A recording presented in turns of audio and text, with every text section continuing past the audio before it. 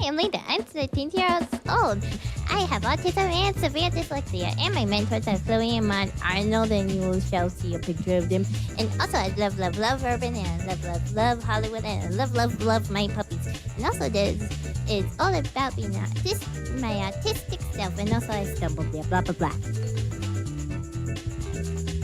Welcome to this Friday's Friends Fridays here at Leta's Tap Fest. I want to thank Samantha from Music Therapy.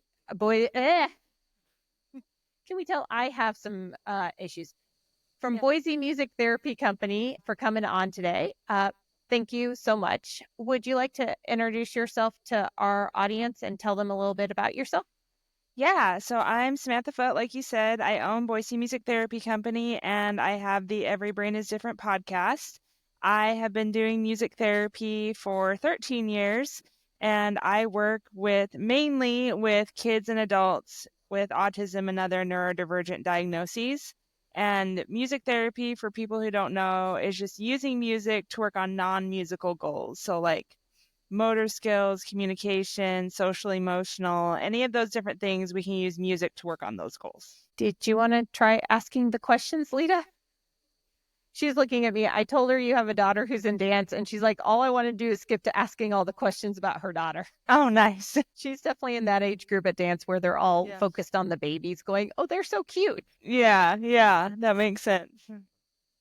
For a lot of our listeners are parents who are new to the neurodivergent world. Can you kind of go into detail on how music helps the autistic mind? Yes. So when you use music, it accesses more of your brain than any other stimulus. So it can create new neural pathways in your brain that other things might not access. So, for example, I was working with a boy. I co-treated with a speech therapist because when we work on communication skills, we are not taking the place of speech therapists. We're just offering a different avenue of treatment, right? So I was co-treating with a speech therapist, and he could not process spoken questions, but he could process sung questions. So I would sing a question to him, and then he would answer, and then we slowly backed off the music. And then he was able to hear the question and process the question, just spoken language without the music, because the music had accessed a different part of his brain that wasn't damaged. He had hydrocephalus. So the music accessed a different part of his brain that wasn't damaged and made a new connection to his, the speaking and processing, verbal processing center of his brain. And it was able to bring that together so that he could understand spoken language again. That makes a lot of sense to me. Leta, I know in our pre-interview, I told you she didn't start really speaking until we got her into dance. Forming full sentences was about 2 years into dance. Yeah, and that's really interesting. They did a research study where they showed that if you have movement with music, then it can even help non-speaking kids and non-speaking adults have language because of the way that their brain is processing the movement and the music, and everything comes together, and they're able to speak when normally they don't. Sounds about right. Leta, do you think you could ask any of the questions? She's like, I am too shy. I just want to talk about kids and dance. Yeah, no, that's cool. Put you in the wrong group. Could music, I told you Leta's opening up her own dance studio. Do you think music therapy and that sort of thing could be brought into dance studios who are trying to work with autistic kids? Absolutely. So if you have a music therapist that understands how music can affect the brain, then you can tailor the dance sessions to meet the goals of the students that are in the dance session. So they might be working on motor skills and they can't, let's say, do a step correctly. But if you use music in the right way, it can train the brain to do the thing that you want them to do. So, for example, if you're breathing, you're trying to take deep breaths, you might use a song where you have to what's it called? The baseball song, for it's 1, 2, 3 strikes, you're out. So, so you really want to emphasize the music and you want to breathe in on the 1 and it's ready and do the music. I don't have a guitar right now, so I'm trying to do it with my hands, but you want them to breathe in and you make the music so you're breathing in and it triggers the brain to do that. You can also, in neurologic music therapy, they do this a lot with like stroke patients who have strokes or brain disorders or anything like that, and they're not able to coordinate their movements well. Then you can use a metronome and the music together, and that helps prime the brain to do the movement. So if you have an autistic kid that can't do the movements and they're having trouble with their motor skills, then you can bring in a music therapist who can do the metronome, can get the right music for them, get it at the right beat, and then they're able to do the motor skills that they may not have been able to do. Knowing a lot of the professional dancers we know, they might need that just for their daily life because they're all klutzes. Oh, yeah. Yeah. Absolutely perfect on stage. Definitely cannot walk in real life. Yeah. Yeah.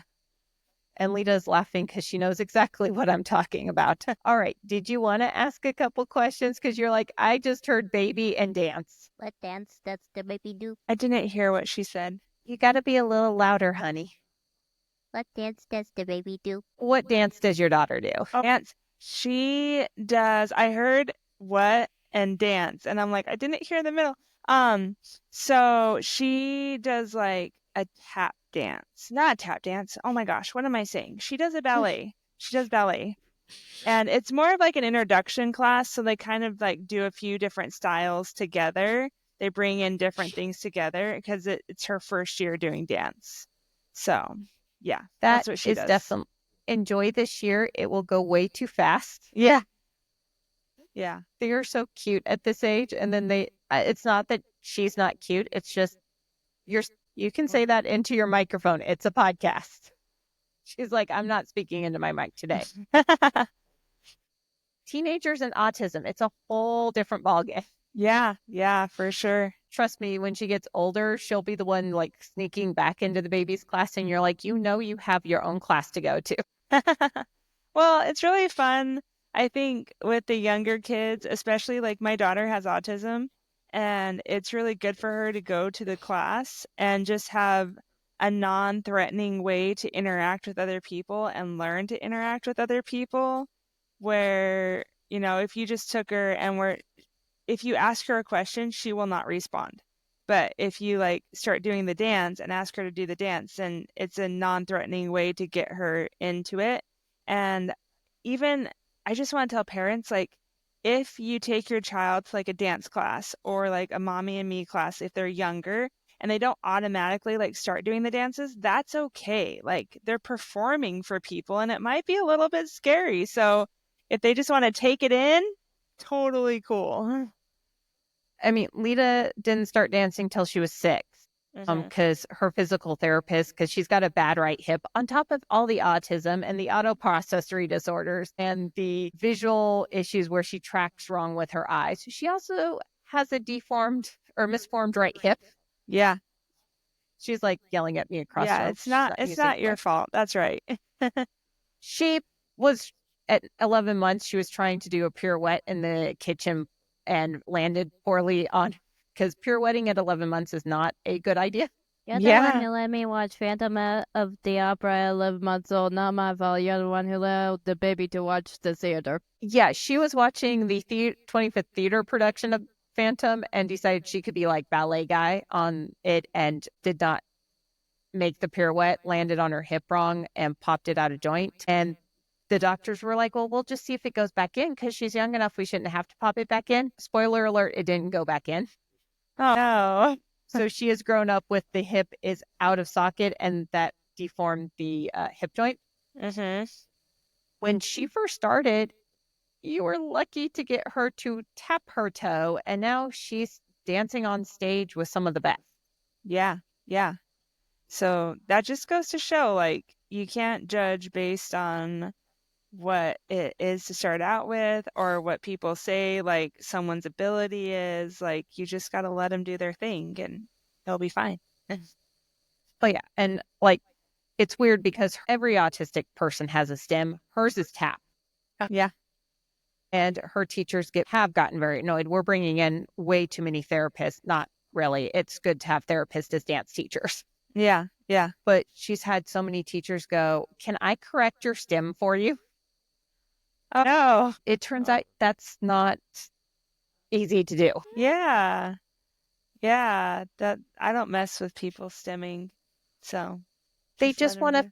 her technique. I mean, when you're stimming, you're not Yeah. doing it consciously. And her Yeah. technique when she's stimming is slightly off. And they're like, I can fix your technique. And it's like, you can try, Yeah. Yeah. but it is very subconscious. Yep. Yeah. As a mom with a daughter, since the child's like, ooh, baby dance. Yeah. How hard is it? Because we have parents telling us, I don't want to let them go into dance class. I'm afraid they're going to disrupt dance class. I'm afraid they're going to, she has her opinion over there and she's not putting it into the microphone. Yeah. She's kind of like, just let them try. Did you ever wonder to yourself whether or not you should let her go to something like a dance class? No, I want my kids to have as typical of an upbringing as possible. Definitely like tailoring my parenting to their needs. But if they want to try something, I'm not going to hold them back just because they're autistic.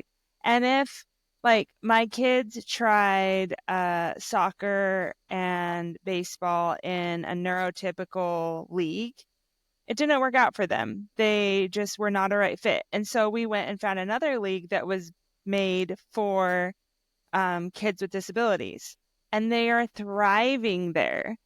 But there are a lot of kids that go into the neurotypical league, that are neurodivergent, and they're fine. And that's just the way, like, they're fine. But I do know a lot of parents, like you're saying, that's like, my kid's autistic, they're going to disrupt.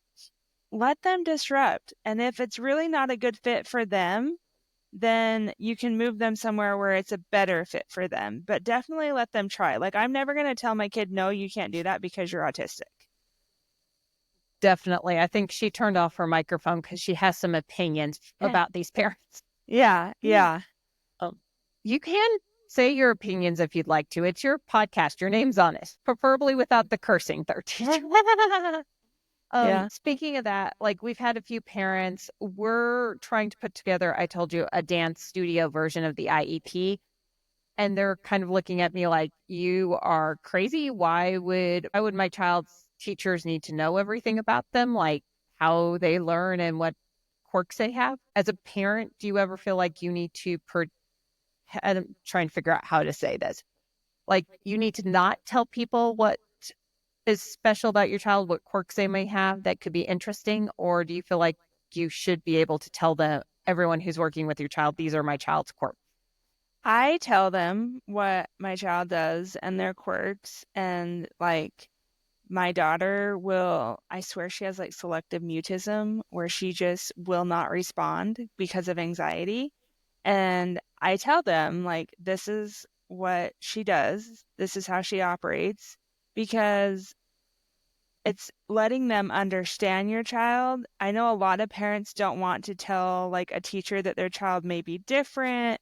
They don't want them labeled, none of that. But I just think of it as education, understanding like your teacher is going to come from the point of view that you're neurotypical or you should act like all the other kids. And then when you don't, there's a sense of judgment with that, where I feel like if they had all the information, then they would be more understanding and know what to do to work with the child rather than just be like, well, like, for example, kids who have pathological demand avoidance or PDA, they look like they're just not doing things just to not do them, where in reality they're not doing them because they're having like a really high level of anxiety about it, and they look like they're just being like obstinate and they want to do what you're asking them to do. They just literally cannot do it.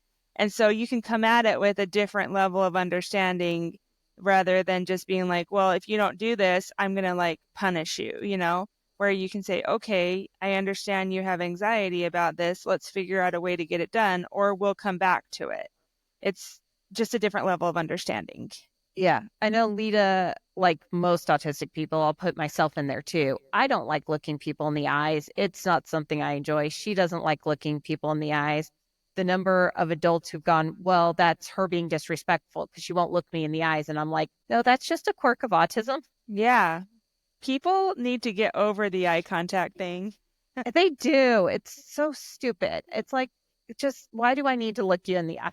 Well, and there's been research that shows when neurodivergent people look you in the eye, they take in less of what you say than if they're looking elsewhere.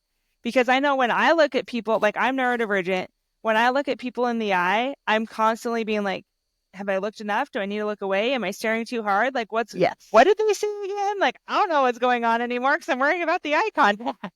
Yeah. Leta, can you add to this? Because you've had teachers tell you that you have to like look them in the eye. What do you think? I question why there was so many reasons why I kept getting tied to a chair before I was freaking sick. She had a very bad situation with a therapist who decided that restraining children was a good idea. Oh, no. Going back to that old style ABA. You know what? Yeah, that's not okay.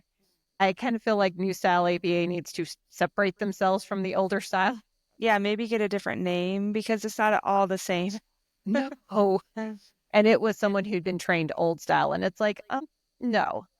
But like when you've been in dance studios, Leta, and you're not looking a teacher in the eye and they're getting mad at you. Yeah, what you saw baby talking me because I somewhat understand English. I'll look you in the eye. What you act like I'm actually my freaking age. Either think I'm way older than my age or think I'm a freaking baby. You get one or the other. You don't give up. You get one or the other. I should probably translate that for Miss Samantha. She's had dance teachers who either because she's so good, she's in with the high schoolers and she's not concerned about her driver's license. She's not concerned about her SATs. She's not concerned about problem. And they're like, well, that's because you're neurodivergent. And I'm like, that's because she's 9, 10, 11 years old. She's 13 now, but she's been in with the high schooler since she was 9. 9-year-olds don't care about their SATs. Yeah, for sure. But on the other hand, she's had teachers who believe autism means that she is, I'm trying to find the right word, mentally stunted, maybe, and that she's never going to be like above 3 years old with her mentality. Yeah. And they're like, well, that's why she won't look you in the eye. And I'm like, no, because it takes a lot of effort to look you in the eye. Yeah. She's like, pick one, and sometimes it's the same teachers who are like, she's too young or too old. And I'm like, pick which one is it? Yeah, that's understandable. That would be frustrating. Yeah. And I've noticed with her in dance, and one of the reasons Autistic Wings is coming, she's so focused on masking for these teachers to be exactly what they want. She can't learn the choreography. Yeah, because masking takes up a lot of energy and a lot of like brain power. So of course that would be the case. Well, and we've had a couple teachers go, well, it makes me feel more comfortable if she's masking. And it's like, well, of course, but then she's all focused on the masking and she's not focused on. Yeah. But they don't understand how much effort it takes to mask. Yeah. And why would you want someone to mask like that? I understand why they would, like, to make them feel more comfortable, but it's about the student, not about you. So I went through autism therapies, much different time frame, but I had a therapist who was like, you should mask until people get to know you and then you should be yourself. Oh, I've had people say that and I'm like, no. I'm like, no. Yeah, no. Because then you kind of lied the entire relationship. Yeah. And I feel like she's into your microphone, please. He's not working today. Teenagers and autism, they're interesting. Yeah. Yeah, it did make me lose a few friends because they're like, but you have all these quirks. Yeah. And I know with her, I don't know if your daughter's experienced it. Dance studios can get really loud. Yes. Yeah, they can. Leta tends to get overwhelmed. She's a tap dancer, but she has sound or noise issues and noise sensory problems. Do not try to explain that. I think. Yeah. I can understand that. So my kids have like sensory, like sound sensitivities, but if they're making the noise, then it's okay.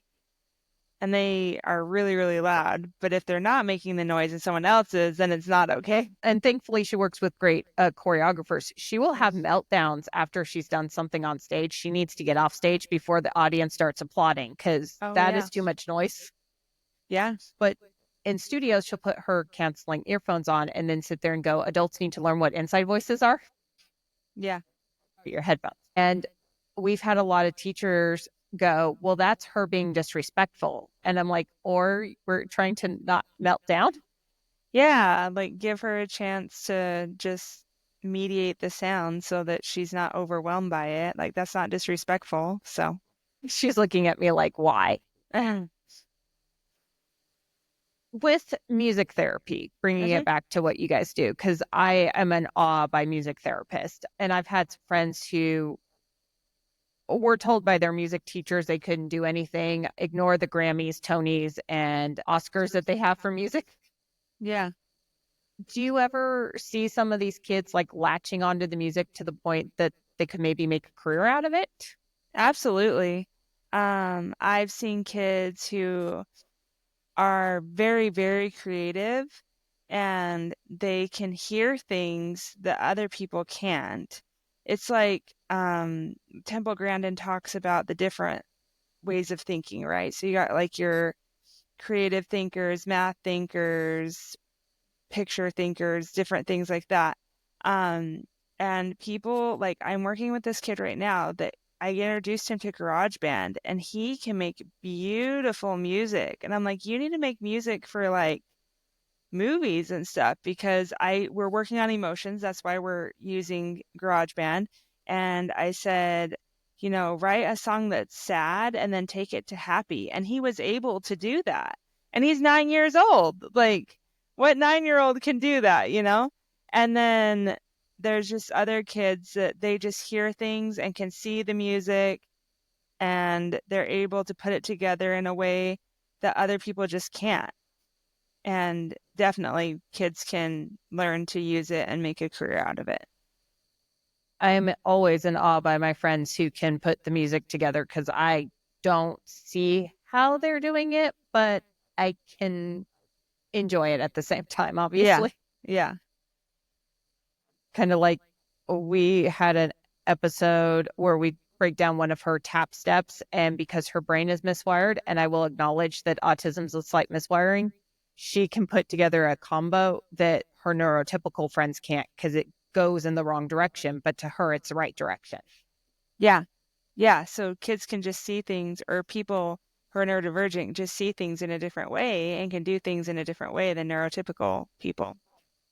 Yeah. And when it gets put together, because she keeps going right, and you're supposed to go like right, then left, then right, then left. You'll probably heard this with your daughter's dance classes already, on one side, then the other, because she keeps going in the right way. It's an applause line. People like come to their feet because it's so amazing. Yeah. And then you watch her neurotypical friends and they fall flat on their face. And I'm like, yeah, that's because you have to be she's laughing because she's watched them fall. Yeah. But your brain has to see or do what you shouldn't be doing. Yeah. Yeah. Exactly. Not to rip on parents or anything, but do you ever have issues sometimes trying to convince parents that music therapy is a real therapy? Yeah, I have a lot of parents that are just like, well, I want my kid to have a fun therapy. I don't really expect anything out of it. I just want them to have fun. And then I say, well, we're actually working on goals. Like, they're like, well, I don't understand how music can really affect anything. So I have to explain to them, about the neural pathways and that music can change the brain. It literally changes your brain. And then they're like, oh, well, then let's work on this and different things. But I would say the majority of parents that come to music therapy are just looking for a fun therapy for their kids, and they're not really expecting any great results. So it's really fun when we do get awesome results. I mean, I'm obviously coming from the neurodivergent world. I've got a neurodivergent daughter. Music therapy seems like the not fun therapy. It seems like the one that would have the most results to me. Yeah. Well, it's interesting because, parents will bring their kids. I'm like, okay, it's especially when we're working on communication goals. So if a kid's not talking and then they start talking after music therapy, and like a lot more than one parent has said, my kid talks more with you than any other person because it's the music that's stimulating the brain to do it. And so there'll be parents who are like, we're going to end music therapy, but I'm going to watch your session and keep doing what you're doing. And then they'll come watch the session and they'll be like, I can't do that. We're going to continue music therapy. So it's Sounds just about right. interesting. Yeah. They're mean, like, if I I'm were- a musician, so I'm going to do what you do. And then they're like, I can't do what you do. So If I were to pick the fun therapy, it would definitely have been occupational for her because that was where all the games were. yeah. My kids love occupational therapy. It was one with Miss Rosa that for reasons you only had for 6 months, and you got to do all the games and like the tunnels and everything. She's over there going, what was occupational therapy? Yeah. Somehow it always got to be the one she couldn't get done for reasons.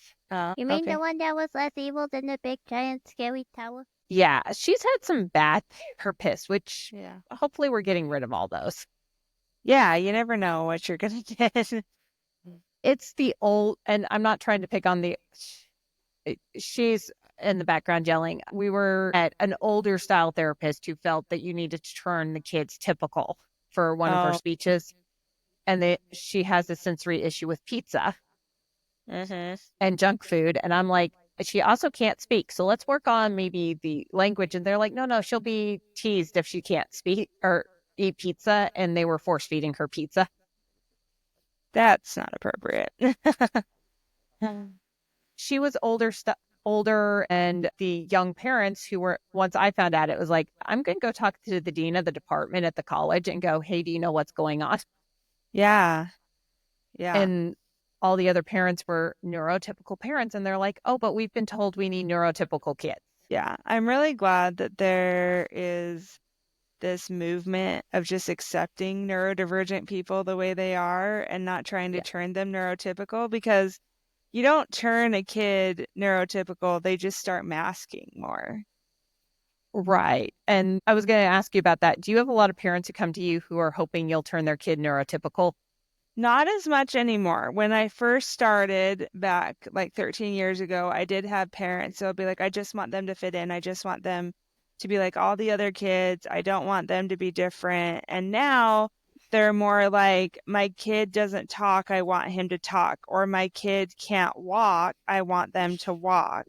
Or they don't understand neurotypical people, so let's help them understand neurotypical people so that they can socialize with them. It's not changing who they are, it's just changing their level of understanding.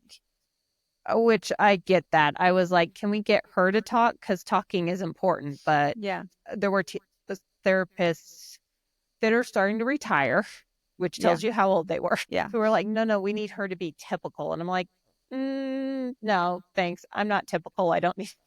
Yeah. I think like neurodivergent people bring needed things into the world. Like not everyone needs to be neurotypical, because look at all the great things that neurodivergent people have accomplished. And even if they're not like high achieving, accomplishing whatever, they still bring things that like we need to see in this world, you know? We're hearing our area still dealing with a lot of neurotypical parents of neurodivergent kids who are looking for, they want the Temple Gradens, they want the Elon Musks, they want the Steve Jobs, but they want a neurotypical version. And I'm like, let me tell you, that does not exist. Yeah, that definitely doesn't exist. So you need to just, I don't know. I feel like you need to teach neurodivergent people to understand neurotypical people, and you need to teach neurotypical people to understand neurodivergent people. It's not all on neurodivergent people. Like, teach neurotypical people that it's okay if someone doesn't make eye contact with you, they're still listening to you. Well, Leta's also had a lot of teachers tell her it was her job to teach them. And I'm sitting there going, yeah, but she's the kid. You could come to me, the mom. She's like, I'm taking this one. Pay me. I'm not doing labor for free. Pay me and candy. I'm not doing labor for free. I'm paying you. You pay me. I'm not doing labor for free. That's called the multiple versions of child neglect. Not paying the child. She has an opinion on doing labor for free. Yeah, I approve of her opinion. She shouldn't have to do labor for free. But we have had not just dance teachers, but teachers overall, because we had her in private school for a little bit before we homeschooled her. And the teacher was like, well, she wasn't doing enough as a nonverbal 5-year-old kindergartner to teach me about autism. And I'm like, well, one, she's not speaking yet. So get back to me on how that's working. Yeah. She's over there. They did lose her at a couple places. Oh. But I got to go to the back of the museum. They never got to go to the back of the museum. I got to see stuff and everything. Nice. They may have lost her on 3 field trips. Oh. Wow. And then they're like, why are you not? Oh, 4? Was it 4? I thought your dad was on the 4th one and kept track of you, but he's not exactly the most neurotypical person. Oh, they dragged him away. Okay. Her dad got a car when he graduated speech therapy. Oh, wow. And he's still laughs because he thought that was normal. He's like, I thought everyone left high school for a few hours a week to go over to the elementary school for speech and language pathology. Yeah. Yeah. Like that's not normal. So she comes by it naturally. Yeah. Yeah. I had speech therapy, but not as long as your dad. I also probably did better in music class because our music teacher was like, we're going to make you learn notes with words. And it turns out that helped a lot better. Oh, good. Yeah. There's a misconception of music therapy is that we just like teach music. But it's really about like you said, using different ways to teach people things that they can't access in other ways or like the typical ways. And so everyone calls me and they're just like, I want my kid to learn piano. And I'm like, okay, but what are your goals for learning piano? Like, are you working on motor skills? Are you working on attention? Are you working on coping skills? Like all those different things can be done when you learn how to play the piano. I wanted her to learn how to play piano just because it's a piano. We went out and bought an electric piano, and her dad and I use it more than she does. Oh. She never learned. I'm pretty sure you just used me as an excuse to get a freaking piano. I mean, if I did, it's not the worst excuse out there. Definitely not. She's giving me a look.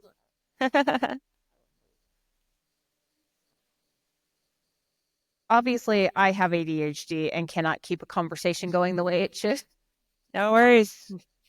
Over the 13 years you've been doing this, have you seen a lot of changes like we were talking about, not just in acceptance within the community, but within parents being more accepting of their children's diagnosis?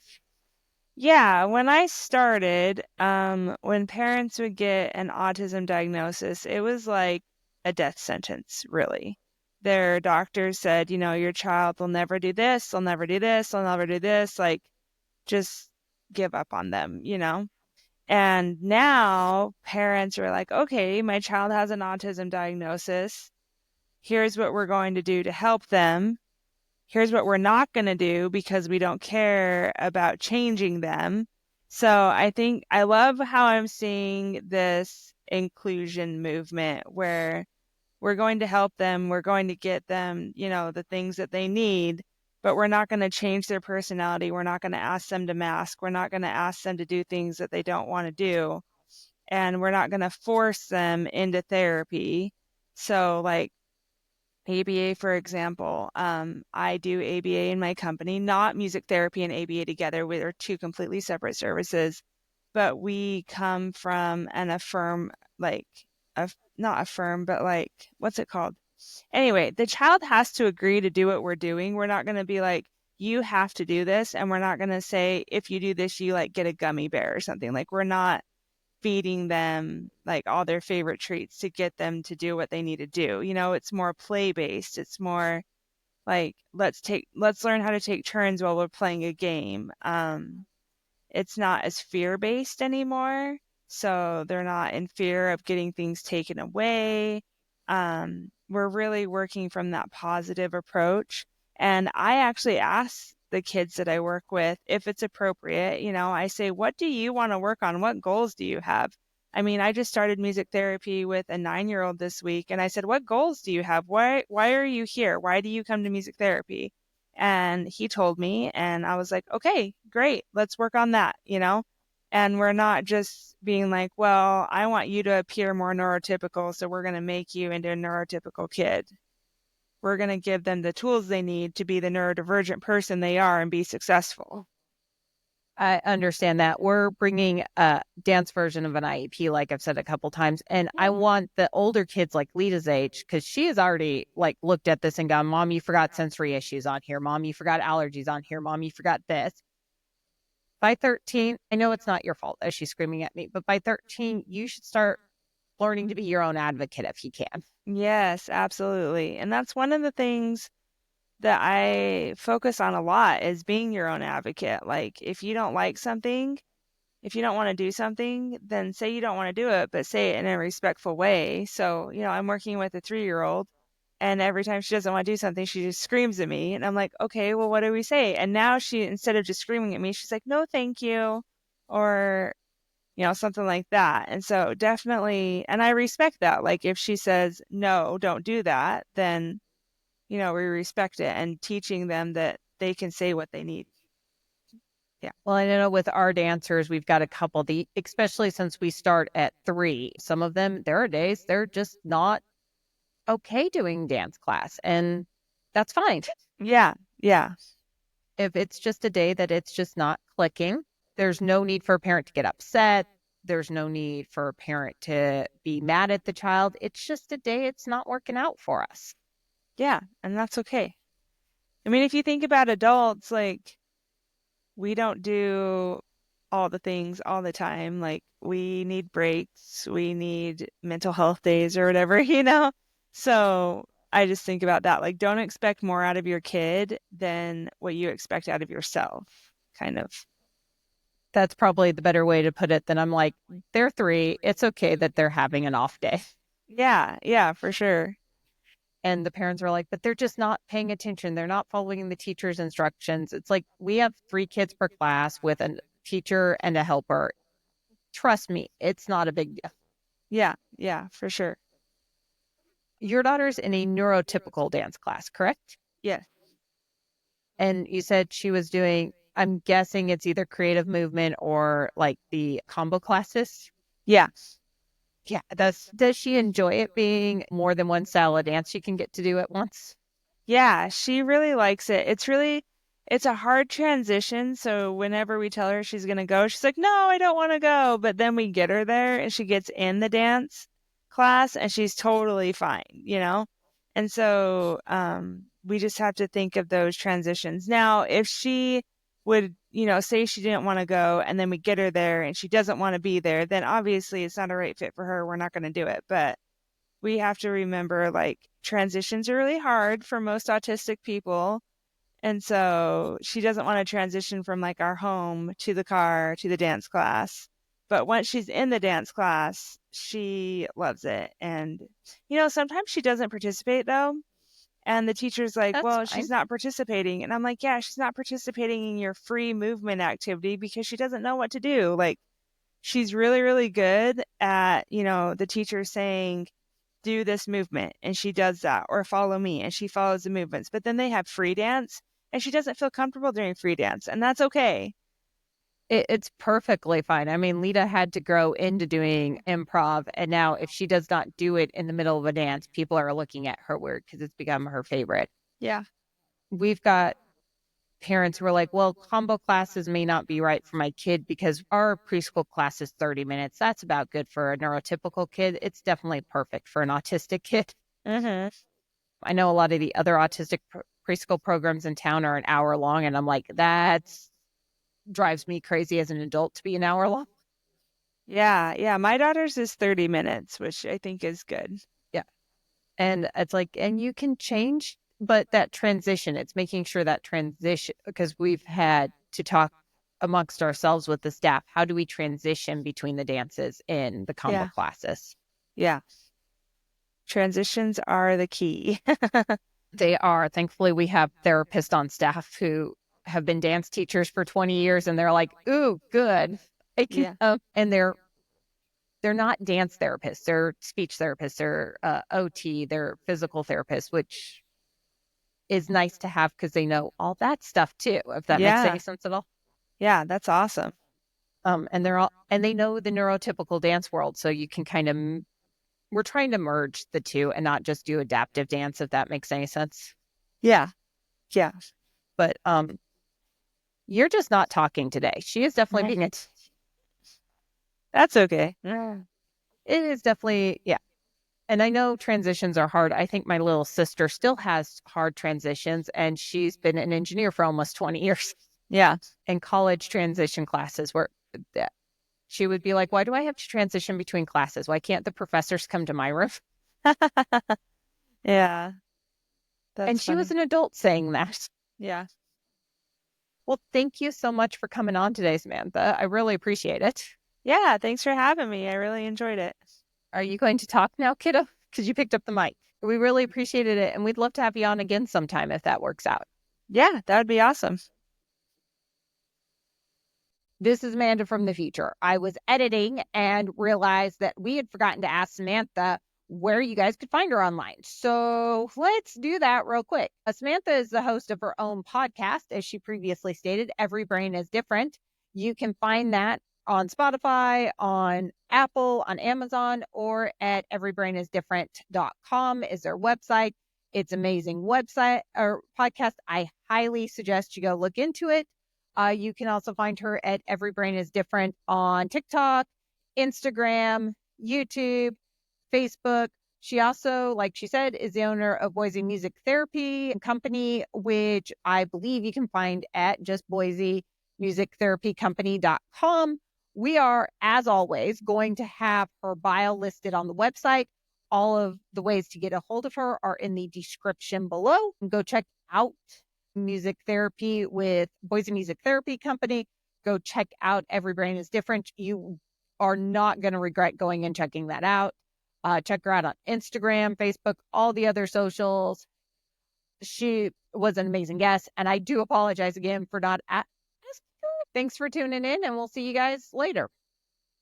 Okay, well, thank you for watching the podcast, and please subscribe, and also look at that adorable paper. So if you want to subscribe for it, and also please leave a like, and don't forget, if you subscribe to our stuff, you won't miss any of our new podcast stuffies. And also, did you see that adorable paper? Don't you like it?